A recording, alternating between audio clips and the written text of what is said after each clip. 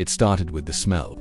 Not the usual stale fast food wrappers or the faint tang of old coffee spilled near the brake pedal. This was something deeper, older, like wet earth churned up from a grave, mixed with a sharp coppery reek of blood left too long in the sun. You tried cleaning the car, vacuumed the floor mats, scrubbed the seats, even left the doors open overnight in the rain. But the stench returned by morning, clinging to the upholstery like a curse.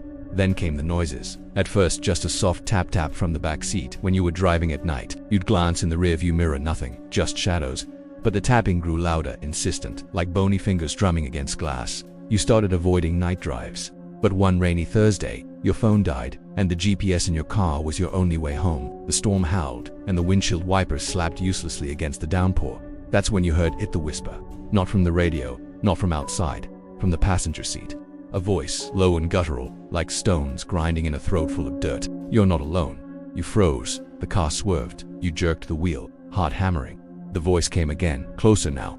I've been here since Tuesday, watching, waiting. You screamed, slamming on the brakes. The car skidded to a stop on the shoulder. You fumbled for the door handle, but it wouldn't open. None of them would. The locks clicked down with a soft thunk, all at once. In the rearview mirror, something shifted in the back seat. Not a reflection, not a trick of the light. A shape, hunched, long limbs folded like a spider's legs, skin the color of rotting meat, peeling in strips. Its eyes black, depthless pits locked onto yours.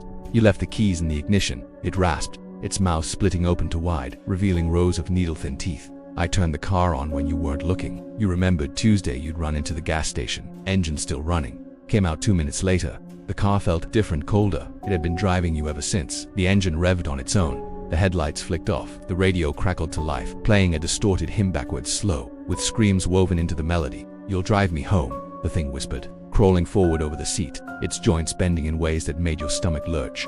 To the place where the road ends and the dark begins.